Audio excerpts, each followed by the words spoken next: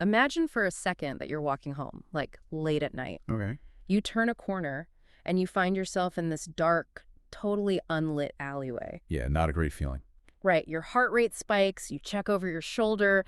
Every single instinct you have is just screaming that you were in a very dangerous place. Absolutely. But according to this massive nationwide set of data we're diving into today, you would actually be much safer in that alleyway than you would be walking through the double doors of an American family courtroom. It's a really jarring realization to start with. I mean, we are basically conditioned from birth to view the justice system as, well, as a sanctuary. Right, exactly. Especially courts that are designated specifically for families. We think of them as these places of arbitration, protection, and, like, ultimately resolution. Yeah, but the data we're looking at today completely shatters that illusion. It really does. For this deep dive, we are looking at a sprawling, deeply emotional, and heavily data-driven investigation into the family court system. And I want to be super upfront with you, the listener, right from the start. We are analyzing an enormous data export provided by a legal reform advocacy movement. Yeah, the Stand With Meg campaign. Exactly. And they have aggregated this astonishing 2,251 submissions. And this isn't just like one problematic county in one state. This is data from families across all 50 states. Right, and our approach today is going to be highly specific. We are evaluating this source material strictly through the lens of a legal reform advocate attempting to prove systemic failure. So we're kind of putting on that analytical hat. Exactly. Because, you know, when you look at isolated tragedies, it's really easy for society to just dismiss them as flukes. Oh, totally. Like, oh, that's just a bad judge, or that's just a really bitter divorce. Right. But by aggregating over 2,000 cases, this campaign is attempting to map out the hidden underlying architecture of a crisis that crosses state lines. It's not just one bad apple. Okay, let's unpack this because the scale of it is just really hard to wrap your head around at first. It is. So I want to start by zooming in. Before we look at the whole national map, I want to look at ground zero in this data set, which the campaign really highlights as the state of South Carolina. South Carolina, yeah. That's a fascinating micro look. There are 31 families in this specific South Carolina subset, and the average is pulled from those 31 families. I've honestly got to challenge these numbers right out of the gate because they seem, frankly, legally impossible. Let's hear them. Okay, so let's look at the case duration. The average time these families spent trapped in litigation was 23.75 years. Wow. I mean, I'm sorry, but I have to push back here. How is a family court case open for nearly 24 years? A child ages out of the system at 18. Are they litigating custody of grown adults? That's actually the most common initial reaction to this data. And it really highlights a fundamental misunderstanding of how family law operates mechanically. Okay, walk me through that. Because 23 years is an entire childhood, college, and like the start of a career. Right. Well, when you or I hear family court, we assume it begins with a filing. A judge makes a ruling a few months later, and everyone goes home. That's how it works on TV. Exactly. But in a high-conflict system, that initial ruling is really just the starting pistol. Wait, what is physically happening in the court for 2.5 decades then? What's happening is this endless loop of perpetual modifications and appeals. Family court orders are generally not permanent in the same way like a criminal conviction is. Oh, interesting. Yeah, they can be modified if there is a material change in circumstances. So one party, often the one with more capital or a desire to maintain coercive control, they file a motion to modify custody because, say, the child is now in middle school. Ah, so that triggers a whole new round of litigation. Precisely. And then there are disputes over child support, which can extend through college depending on the state or the initial agreement. Then there's permanent alimony to litigate unpaid medical bills, contempt of court motions for being 10 minutes late to a drop-off. Wow. So it's not one continuous 23-year trial. It's more like a 23-year subscription to litigation. That is the perfect way to phrase it. It's a subscription. And from the advocate's perspective, a system that allows a family dispute to be legally actionable for a quarter of a century is not a system seeking resolution. No, obviously not. It is a system designed for perpetual processing. It functions as a machine, right? Mm. Because if a case stays open that long, it means continuous billable hours for attorneys. It means continuous fees for court-appointed professionals. The conflict is being managed and monetized, not actually resolved. Exactly. And the monetization aspect in this South Carolina data is staggering. Let me read you this. The average attorney fees for these 31 families sits at $202,713. For one family. For one family. And the average assets lost, so things like home equity, liquidated retirement accounts, is $442,917. It's astronomical. I originally thought, okay, maybe these 31 people are just like ultra wealthy individuals fighting over vacation homes and massive stock portfolios. But the advocate data shows that's absolutely not the case. Right. This isn't the 1%. The next statistic totally proves they're just being financially decimated. 61.3% of these South Carolina families are fighting their cases pro se. Pro se, yeah. And for anyone listening who isn't familiar with the legal term, pro se means representing yourself. You don't have a lawyer. You are filing your own paperwork and arguing in front of the judge completely by yourself. Which is terrifying for most people. And furthermore, 41.9% of them reported running out of money entirely, like completely bankrupt. So if over 60% of your litigants are forced to act as their own lawyers because they literally cannot afford the entry fee anymore, how is this a functioning court? It isn't. Not in the traditional sense of a balanced adversarial system. No. I mean, let's break down the mechanics of what actually happens when one person is forced to go pro se against an ex-partner who still has an attorney. Okay, yeah. The legal system is incredibly complex. There are rules of civil procedure, rules of evidence, specific formatting for pleadings, strict deadlines for filing. And if you don't know them, you're toast. Right, because when you are pro se, the judge is generally not allowed to help you or give you legal advice. Because the judge has to remain impartial. Exactly. Right. So picture this. You have a terrified parent trying to submit evidence of abuse, but they didn't properly authenticate the document under, say, Rule 803 of the Rules of Evidence. So the opposing counsel objects. The judge sustains the objection, and the evidence is entirely excluded. The truth is sitting right there on a piece of paper. But because the pro se parent didn't know the magic legal words, the court just pretends it doesn't exist. That is maddening. I mean, it's like challenging an ordinary person to a high-stakes game of chess against a grandmaster, but you don't even tell the ordinary person how the knights move. That's a great analogy. And if you lose, you don't just lose money, you lose your kids. And that is exactly what advocates mean when they call it a war of attrition. The opposing attorney knows the pro se parent doesn't understand the rules. So they weaponize that. Completely. Yeah. They flood them with complex legal requests, interrogatories, requests for production of documents, notices of deposition. The pro se parent gets totally overwhelmed, maybe they miss a deadline, and suddenly they are in contempt of court. Wow. It ceases to be about the truth or the actual best interest of the child. It becomes entirely about who can endure the procedural labyrinth the longest. I want to read a quote from the South Carolina data that I think perfectly captures this feeling. Let's hear it. A parent named Brenna submitted this to the campaign. She said, "Instead of helping us out of an abusive situation, the court acted as a method to harm us further with institutionalized and legal abuse." Wow. She's using the phrase institutionalized and legal abuse. That really reframes the entire function of the court, doesn't it? It does, and it's a critical concept in reform advocacy. What Brenna is describing is a dynamic where a physical or emotional abuser realizes they can no longer control their victim directly. Right. Because, the victim left the relationship. Right, they got out.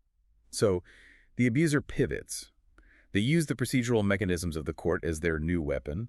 The court unwittingly becomes the proxy abuser. Because the abuser knows that every time they file a frivolous motion, the victim has to respond. Yes. The victor has to take time off work, scramble to find childcare, panic over legal fees, and then physically face their abuser in a room where a judge has total authority over their life. It's basically state-sanctioned harassment. Exactly. State-sanctioned harassment.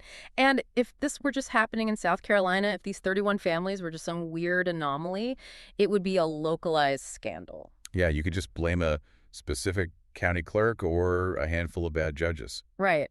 But the reason the Stand With Meg campaign compiled over 2,000 submissions is to prove this isn't a glitch. When we zoom out to the 50-state master survey data, the financial drain and the resulting pro-se crisis is the standard operating procedure everywhere. The numbers across the board are just shocking. So let's look at that national financial machine, because the numbers are really hard to swallow. The campaign's national average for attorney fees across all 50 states is $64,204. And that's just the average. Right. Let's look at some of the extremes here. In Washington state, the average attorney fee is $95,000. In Texas, it's $103,000. Unbelievable. And in Connecticut, the average attorney fee reported by families is $216,236. I mean, I have to play devil's advocate here for a second. Okay, go for it. Are we absolutely sure the courts are to blame for this? Couldn't this just be a case of, wealthy parents hiring aggressively expensive boutique divorce lawyers because they want to punish their exes? It's a very fair question to ask. But when you dig into the mechanics of family law billing, you see how quickly the system itself generates these astronomical numbers without anyone hiring a celebrity lawyer. How so? Well, family attorneys generally bill by the hour. Let's say a modest rate is $300 an hour. Which is pretty standard. Exactly. Yeah. If an abusive ex files a single motion, say a motion to compel discovery, your attorney has to read it, research it, draft a response, file it, prepare for a hearing, travel to the courthouse, sit in the hallway for 3 hours waiting for your case to be called, and then argue it for 20 minutes. Oh, my God. That single simple motion could easily cost you $2,000. And if the ex is filing motions every month? Exactly. You're bankrupt in a year. But it's not just your attorney either. The family court system frequently mandates the use of third-party professionals. Judges regularly appoint what's called a guardian ad litem. Okay, we should define that for the listener, because that term comes up a ton in this data. Yeah. What exactly is a guardian ad litem? A guardian ad litem, or GAL, is generally an attorney or mental health professional appointed by the court to represent the best interests of the child. Okay, sounds good in theory. In theory, yes. They are supposed to investigate the family, talk to the kids, and make a recommendation to the judge. But here's the catch. The parents have to pay the GAL's hourly rate, too. Wait, really? Yes. So now you are paying your lawyer $300 an hour, and you are splitting the GAL's $250 an hour fee with your ex. That's insane. Then the court orders a psychological evaluation, which can cost $5,000 to $10,000 out of pocket. Then they mandate co-parenting therapy. It's a compounding debt trap. You are legally mandated to pay for an entire ecosystem of professionals, and if you can't, you are viewed as uncooperative by the judge. Which brings us right back to the Pro-C statistics. In the national data, there is a direct, undeniable correlation between these high fees and the collapse of legal representation. Let me pull those up.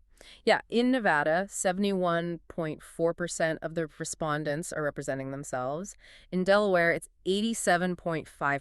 87%. It's almost everyone. The data strongly suggests that in American family courts, justice is entirely tethered to capital. If you don't have the liquidity to fund a multi-year administrative battle, you just forfeit your ability to be heard. That's exactly the conclusion the advocates draw. I want to point out something fascinating about how that financial trauma manifests in this data set, because when I was looking through the master export, I found some glaring anomalies in the numbers. The lost wages data.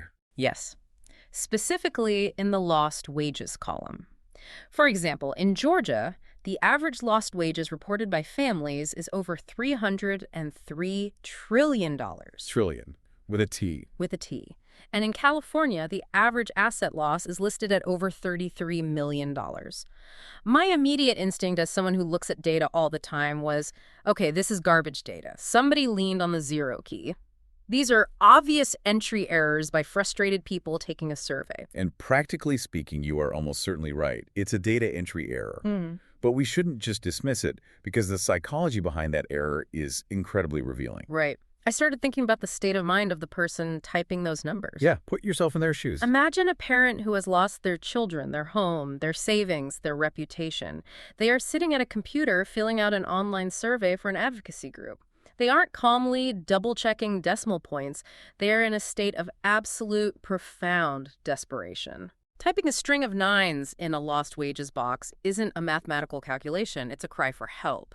It's them saying, no number you provide in a drop-down menu can accurately represent the totality of what this system took from me. That is a very empathetic and I think deeply accurate reading of the situation. It highlights a total loss of agency. Completely. When your entire life has been, quantified, evaluated, and stripped away by a judge, maybe spends 15 minutes a month looking at your file. Yeah.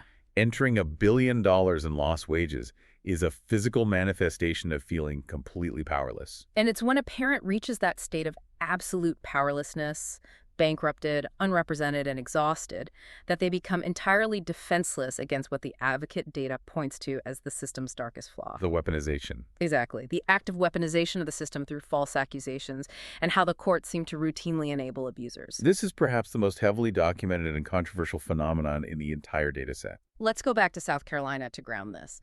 Out of just 31 families, the campaign documents 11 false domestic violence accusations and 4 false Child Protective Services CPS reports filed by vengeful ex-partners. So roughly a third. A full third of the sample is reporting the exact same tactic of manufactured legal filings. And as an analyst, when a third of your sample reports the exact same specific tactical maneuver, you are no longer looking at an anomaly.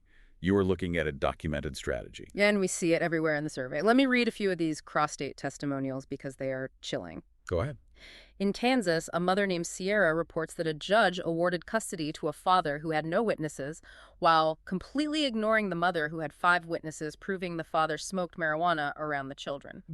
Ignoring 5 witnesses. Yeah. In Idaho, a mother named Shamie describes a proven anonymous false phone call that resulted in her kids being ripped from their beds by authorities at 11 p.m. Ripped from their beds in the middle of the night, based on an unverified anonymous tip that was later proven false.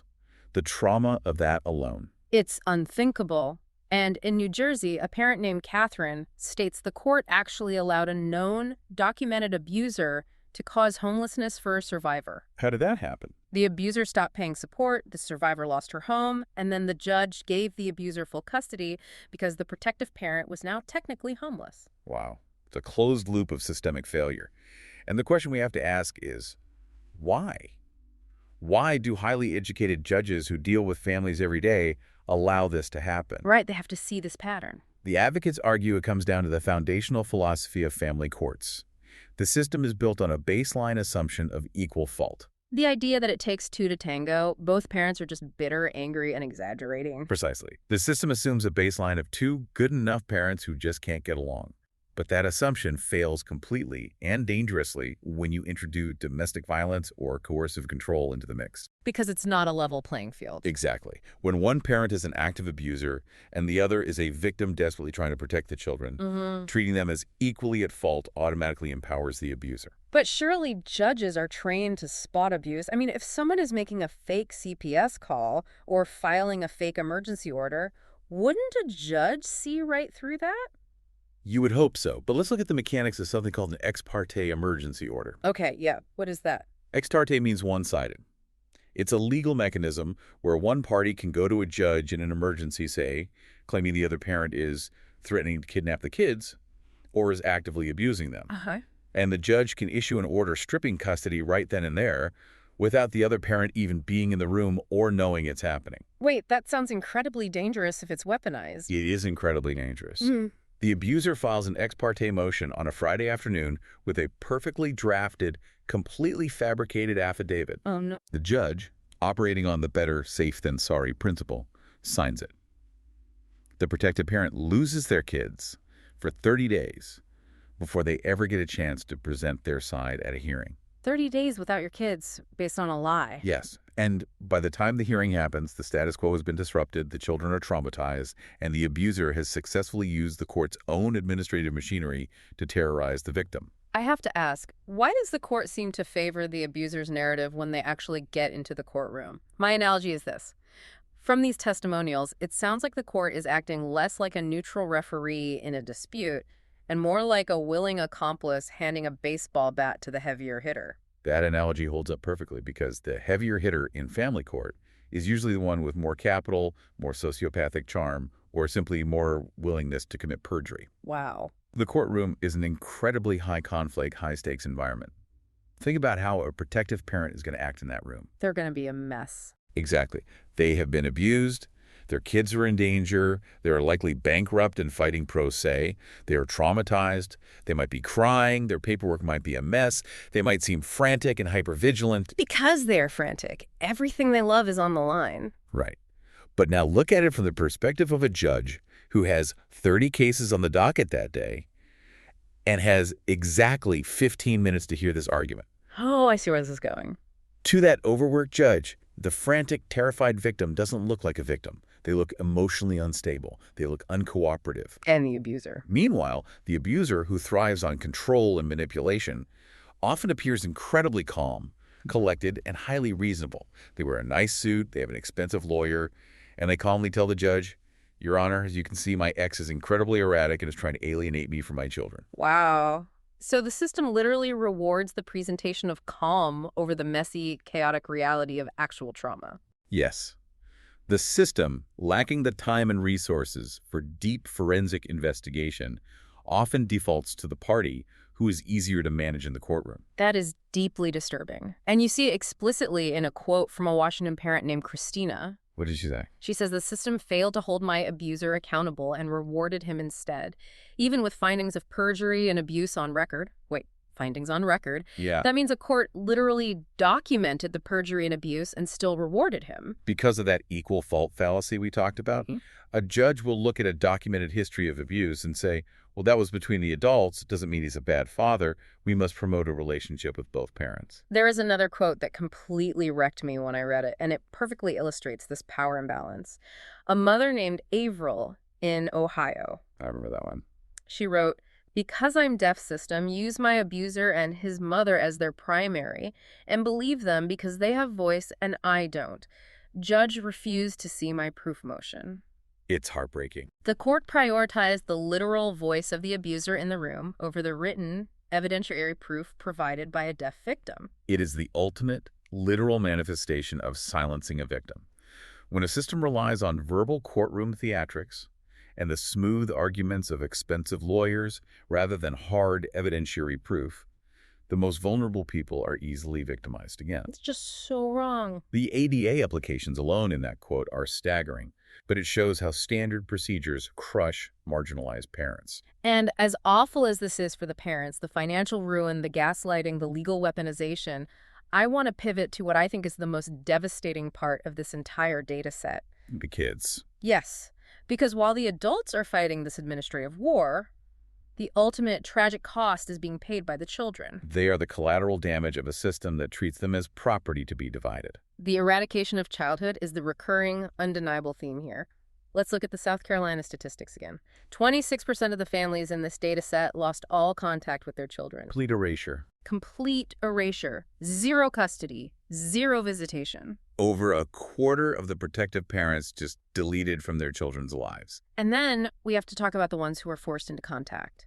The data details a 9-year-old child in South Carolina who reached suicidal ideation because the court forced continued contact with an abuser. A 9-year-old. A 9-year-old. The system actively prioritized an abuser's legal right to access over a child's basic safety and will to live. This brings us to a crucial psychological concept that advocates focus heavily on: institutional betrayal. Wait, how does institutional betrayal differ from the trauma of the abuse itself? Well, we all grow up with a fundamental social contract, right? Right. We teach our kids that if they are in danger, they go to a police officer, they go to a teacher, they go to a judge. You look for the helpers? Exactly. Institutions like Child Protective Services, guardians ad litem, and family court are positioned as the ultimate societal protectors. So when a child discloses abuse to a trusted professional, and that specific institution not only ignores the child, but mandates that the child spend unsupervised weekends with their abuser, it creates a profound, reality-shattering trauma. Because the entity designed to protect them becomes the enforcer of the abuse. Yes. The child realizes there is literally nowhere to run. Exactly. It's not just that the abuse happened. It's that the entire adult world, backed by the power of the state, said the abuse was acceptable and inescapable. That's horrifying. This leads directly to complex post-traumatic stress disorder, or CPTSD. And it raises a massive question about the legal standard of the best interest of the child. Which is the gold standard they always talk about. Right. Family courts operate almost universally on the assumption that it is always in the best interest of a child to have a frequent and continuing relationship with both parents. Which sounds great on a bumper sticker. Right. In a healthy divorce, it's a wonderful standard. But the reality on the ground, as proven by this data, is that applying that blanket rule to Violent, abusive, or coercive situations physically and psychologically destroys the child. And the physical toll is heavily documented in these quotes. These aren't just kids acting out because mom and dad are splitting up. Listen to what is actually happening to them. It's hard to hear. From Florida, an anonymous parent writes, "This has destroyed my children A-plus students down to Fs and suspensions from school, mental issues and suicidal thoughts, major health issues with their father denying anything being wrong with them." You're seeing a complete physiological and psychological collapse in these kids. And it gets worse. From Missouri, a parent writes, "Repeatedly traumatized and abused my children, who now suffer CPTSD and DID." Wow. For listeners who might not be familiar, DID stands for Dissociative Identity Disorder. This used to be called Multiple Personality Disorder. It is a trauma so severe, so inescapable, that the mind literally fragments into different identities just to survive the reality of their existence. It is generally considered by psychiatrists to be one of the most severe psychological responses to extreme, repeated childhood trauma. It's the mind's last resort. Exactly. For a family court system to be fundamentally implicated in creating the environment where a child develops DID is a staggering indictment of that system's failure. And yet, the courts keep pushing forward with their formulas. Look at this quote from Utah. A mother named Lonnie writes, "The Wyoming system is about ready to place my 3 girls with our abuser, who is also a registered SO. It is illegal in Wyoming for SOs to have unsupervised visits." Just unbelievable. So, meaning sex offender. I want to pause here because I need you to explain this to me. How can a family court override a state law regarding registered sex offenders? Isn't a law a law? You would think so. Yeah. But family court judges operate with what is called broad judicial discretion. What does that mean? Because family law is considered a court of equity, judges are given massive latitude to make decisions based on what they view as the unique circumstances of the family. So they can just ignore the rules. Pretty much. If a judge decides that an offender has been rehabilitated, or if they decide the protective mother is practicing parental alienation by trying to keep the kids away from the offender, the judge can and will use their discretion to order unsupervised visits. But what about an appeal? If a judge hands 3 girls over to a registered sex offender, can't the mother just go to an appellate court and say, "Look at this insane ruling"? She can try, but appellate courts rarely overturn family court decisions. Why? The standard for an appeal is incredibly high. You generally have to prove an abuse of discretion. The appellate court assumes the family court judge, who actually saw the witnesses and heard the testimony, is the trier of fact. Okay. Unless the judge made an egregious technical error of law, the appellate court will usually defer to the family court judge's discretion. And remember, by the time an appeal is filed, it can take a year or more to be heard. And during that year? During that year, the children are still with the abuser. So they are completely trapped. There is a quote from a mother in Kansas named Megan that perfectly encapsulates this feeling of being buried alive. Yeah, read that one. She wrote, "It didn't just take my 5 kids. It took birthdays, holidays, and the everyday moments that make a family. We've been forced to live in a nightmare of silence, separation, and trauma that never should have happened." A nightmare of silence. I really want to focus on that word. Silence. Because the family court system operates under heavy confidentiality rules. Like sealed records. Exactly. Courtrooms are often closed to the public. Records are sealed. And judges frequently issue gag orders on the parents. Why? What is the legal justification for a gag order? The stated justification is to protect the privacy of the children. The court argues that children shouldn't have their messy family dynamics aired out in the public square or on social media. Okay, on the surface, that sounds reasonable, but Yeah. based on the data we are looking at, who is that silence actually protecting? Advocates argue it protects the system itself. Wait. It protects the judges, the lawyers, and the abusers. Right, because there's no oversight. Think about it. If the proceedings are sealed and gag orders are in place, there's absolutely no public oversight. There are no investigative reporters sitting in the back of the courtroom. Wow. If a judge makes a horrific ruling handing a child to a sex offender, the public never finds out. The mother can't go to the local news because she'll be thrown in jail for contempt of court for violating the gag order. So the silence is a weapon, too. The silence is the very mechanism that allows the corruption and the abuse of discretion to flourish in the dark. Which brings us to the ultimate question of this deep dive. How do you fight a monster this big? It's not easy. How do you fight a system that operates completely in the shadows, has endless financial resources, forces you into bankruptcy, and holds your own children hostage as leverage? Well, you don't do it alone. Well, You can't out-litigate the system from within the system. You have to change the battlefield. by using data. You use data.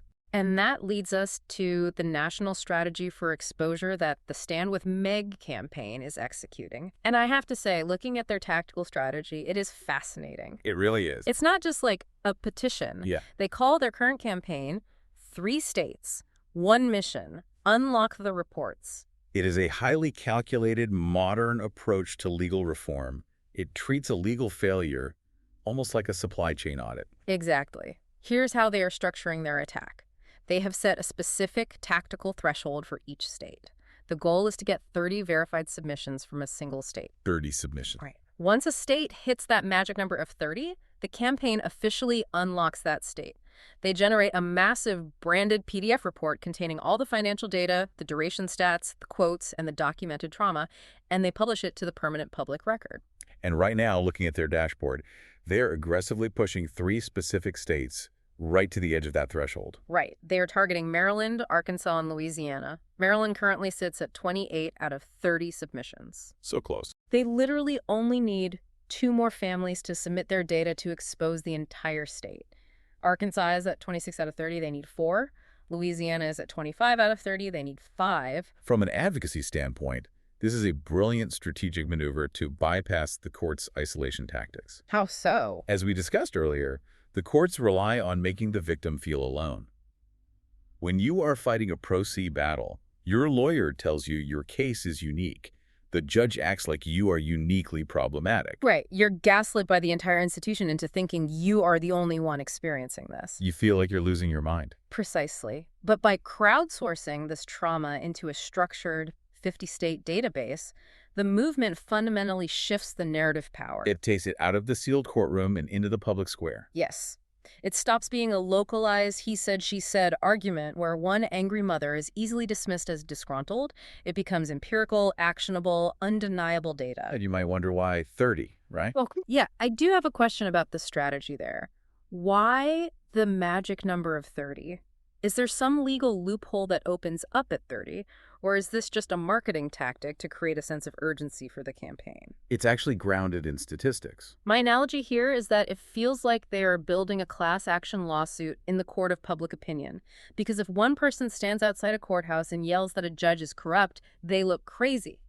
But if 30 people stand out there with matching financial records, that's a systemic indictment. Your analogy is exactly right, and the number 30 isn't arbitrary. In statistics, a sample size of 30 is generally considered the minimum threshold where a sample begins to represent the larger population distribution. How interesting. It's known as the central limit theorem. If you have 30 verified data points showing the exact same pattern of extortion and abuse by the exact same court actors, it is no longer mathematically possible to dismiss it as a coincidence. Ah, so it proves the pattern. Right. Politically and socially, 30 voices demanding answers forces legislative oversight committees to actually pay attention. And the way the campaign communicates this to the families is just so powerful. In the audio scripts provided, Meg, the voice of the campaign, says directly to these silenced parents, "Your evidence becomes the record. Your stories become the proof that this is systemic, not isolated." She is explicitly asking them to break the very silence the court relies on. Which is the ultimate threat to a corrupt system, transparency. The Stand with Meg campaign is essentially building an alternative public record of court proceedings. If the state refuses to audit itself, the citizens will audit the state. It's incredible. And to truly understand why unlocking these state reports is so necessary, I want to read a few final quotes from the master data, because you need to hear the identical nature of the trauma across completely different geographic and demographic lines. Let's hear them. From New York, a mother named Antonina writes, "The system is beyond corrupted. It has caused nothing but trauma and devastation to me and the children." Same pattern. From Michigan, Amy Jo writes, "Destroyed the fabric of my family and my whole existence. 5 children ripped from their mother." Ripped. Again with that word. From Ohio, Patsy writes, "Terminated my parental rights and fraud and destroyed my children." And from Pennsylvania, Jacqueline says, "It has ripped my son away from me and his whole family. I am a healthcare professional and have no abuse or drug history." I'm really glad you included that last one. I am a healthcare professional. Right, it shatters the stereotype. It highlights that this isn't happening to some fringe demographic. It is happening to nurses, teachers, business owners. It happens to anyone who gets pulled into the machinery. From Illinois, Lauren says, "The system has terrorized and tortured me. They have stolen my son, and they have created lifelong scars that will never heal." And from Virginia, Eric writes, "Completely and utterly destroyed me, my kids, and all of our hopes, dreams, milestones, and moments. They stole everything from us." I want the listener to really process the specific verbs used in every single one of those quotes. Stolen, destroyed, terrorized, ripped, tortured. They're violent words. They are. This is not the language of people who lost a civil contract dispute. This is the distinct language of people who have survived a conflict zone. And they survived a conflict zone that their own tax dollars funded. It's infuriating. So what does this all mean? As we bring this massive deep dive to a close, let's trace the logical through line of everything we've uncovered in this data. A lot to process. We started by looking at how family courts, from South Carolina all the way to California, operate mechanically as financial attrition machines. Right. We explored how the systemic processes, the endless motions, the guardian ad litem fees, the mandated evaluations drive average costs past $100,000 or $200,000, forcing over 60% of parents into bankruptcy and making them fight pro se in a system rigged against them. And from there, we examined how that financial vulnerability is actively exploited. We saw how the system's reliance on equal fault and 15-minute dockets allows abusers to weaponize the court. With the ex parte orders. Exactly. They use ex parte emergency orders and false CPS reports to legally harass their victims, because the system rewards the presentation of sociopathic calm and punishes the messy reality of trauma. And most devastatingly, we explored the ultimate victims of this machinery, the children. We saw how the courts pervert the best interest of the child standard, mandating contact with abusers and triggering profound institutional betrayal. The psychological damage is permanent. We read the horrifying results: severe mental health crises, CPTSD, suicidal ideation, and DD, all facilitated by the institutions tasked with protecting them. It is a profoundly heavy realization, and I want to speak directly to the listener for a moment to emphasize why this matters even if you are not currently in family court and even if you pray you never will. Yeah, why should everyone care?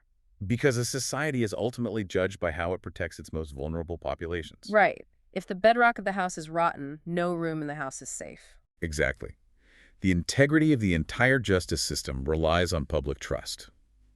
If the legal system specifically tasked with protecting the family unit is functioning this poorly, if it is this easily corrupted by money, procedural manipulation, and unchecked judicial discretion, it degrades the rule of law itself. It calls everything into question. When over 2,000 citizens across 50 states are producing financial records and testimony proving the system functions as an extortion mechanism, that public trust is entirely broken. It's a sobering thought. We started today by talking about how we expect systems to protect us, how we assume the doors of a courthouse lead to safety and resolution. But they don't. But looking at the San with Meg data, we didn't find a sanctuary. We found an industry that thrives in the dark, shielded by gag orders and sealed records, feeding on the financial and emotional lifeblood of families. And as the advocates point out, the only cure for a system that thrives in the dark is to force it into the light. You have to unlock the data. I want to leave you, our listener, with a lingering question to ponder long after this deep dive ends. We've just spent all this time breaking down the data, proving that family courts, a system designed implicitly to protect the family unit, are instead functioning as a profit-driven machine operating largely in the shadows. Yeah. So ask yourself this. If this level of systemic failure is happening right here in plain sight, what other foundational legal or social systems in our society, like probate courts, conservatorships, guardianship programs, might be operating under similarly broken, profit-driven incentive structures, completely shielded from public view? It's a scary thought. Until next time, keep digging, keep questioning the systems around you, and don't accept the shadows.